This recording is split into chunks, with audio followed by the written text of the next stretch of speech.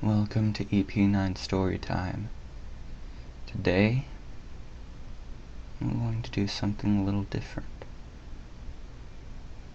I'm going to make an extra creepypasta for this Wednesday.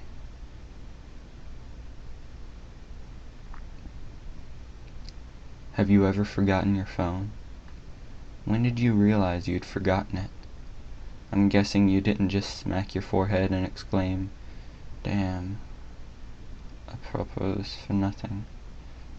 The realization probably didn't dawn on you spontaneously.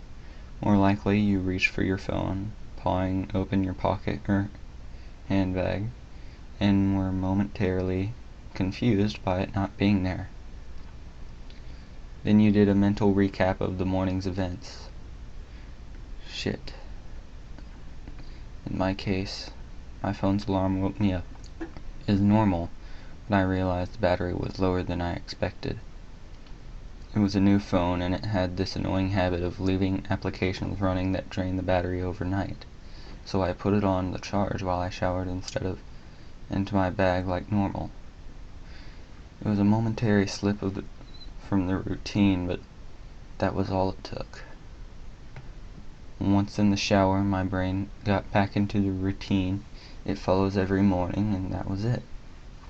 Forgotten. It wasn't me just being clumsy. As I later researched, this is a recognized brain function.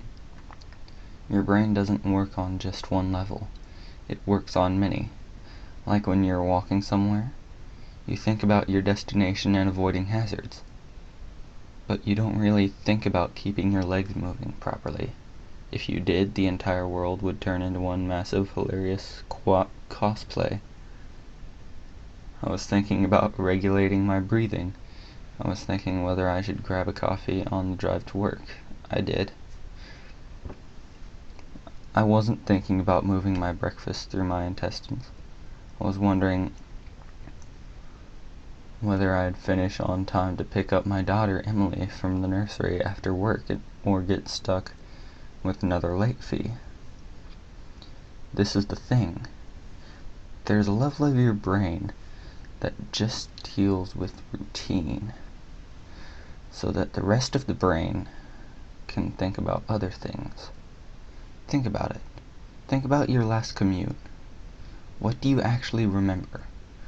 Probably little, if anything. Most common journeys blur into one, and recalling any one in particular is scientifically proven to be difficult. Do something often enough and it becomes routine. Keep doing it and it stops being processed by the thinking bit of the brain. It gets regulated to a part of the brain dedicated to dealing with routine. Your brain keeps doing it without you thinking about it. Soon, you think about your route to work as much as you do keeping your legs moving when you walk. Most people call it autopilot, but there's danger there. If you have a break in your routine, your ability to remember and account for the break is only as good as your ability to stop your brain going into routine mode. My ability to remember my phone being on the counter is only as reliable as my ability to stop my brain entering morning routine mode, which would dictate that my phone is actually in my bag. But I didn't stop my brain entering routine mode. I got into the shower as normal. Routine started. Exception forgot. Autopilot engaged. My brain was back in the routine. I showered, shaved, and the radio forecasted amazing weather. I gave Emily her breakfast and loaded her into the car.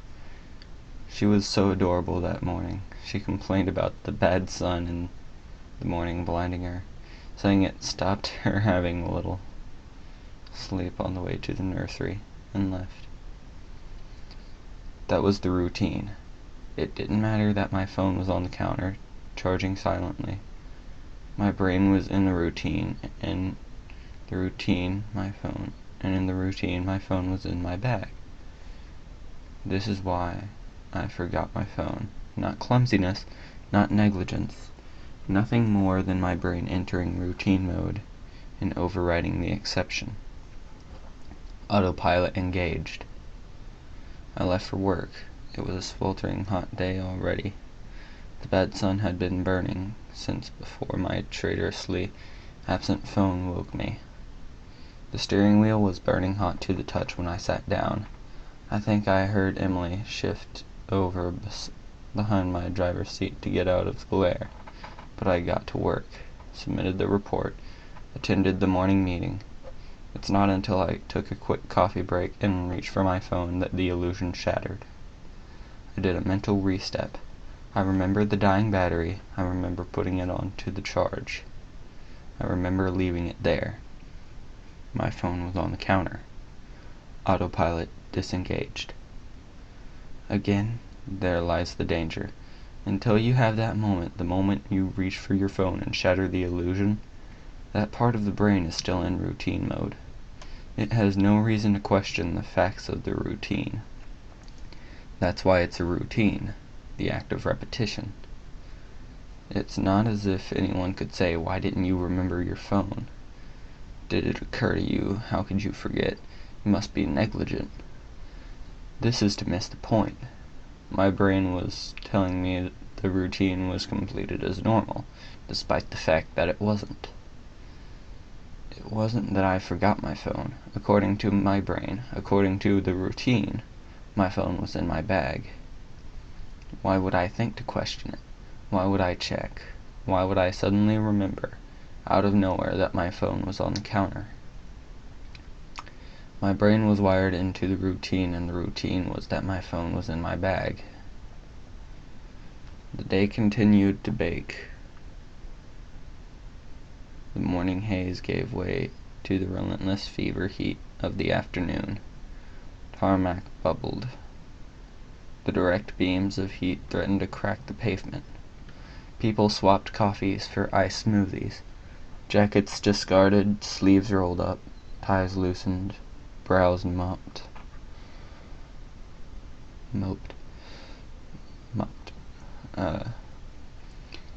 The park slowly filled with sunbathers and barbecues. Window frames threatened to warp. The thermometer continued to swell. Thank fuck the offices were air-conditioned. But, as ever, the furnace of the day gave way to a cooler evening. Another day, another dollar. Still cursing myself for forgetting my phone, I drove home. The day's heat had baked the inside of the car, releasing horrible smells from somewhere. When I arrived on the driveway, the stones crunching comfortingly under my tires, my wife greeted me at the door. "Where's Emily?" Fuck. As if the phone wasn't bad enough. After everything, I'd left Emily at the fucking nursery after all. I immediately sped back to the nursery. I got to the door and started practicing my excuses, wondering vainly if I could charm my way out of a late fee. I saw a piece of paper stuck to the door. "Due to vandalism overnight, please use side door. Today only." Overnight? What? The door was fine this morning. I froze. My knees shook. Vandals. I changed the routine. My phone was on the counter. I hadn't been here this morning. My phone was on the counter. I'd driven past because I was drinking my coffee. I'd not dropped off Emily. My phone was on the counter. She moved her seat. I hadn't seen her in the mirror. My phone was on the counter. She'd fallen asleep out of the bad sun. She didn't speak when I drove past her nursery. My phone was on the counter. She'd changed the routine. My phone was on the counter. She'd changed the routine and I'd forgotten to drop her off. My phone was on the counter. 9 hours. That car. The baking sun. No air, no water, no power, no help. That heat. The steering wheel too hot to touch. That smell. I walked to the car door, numb, shock. I opened the door.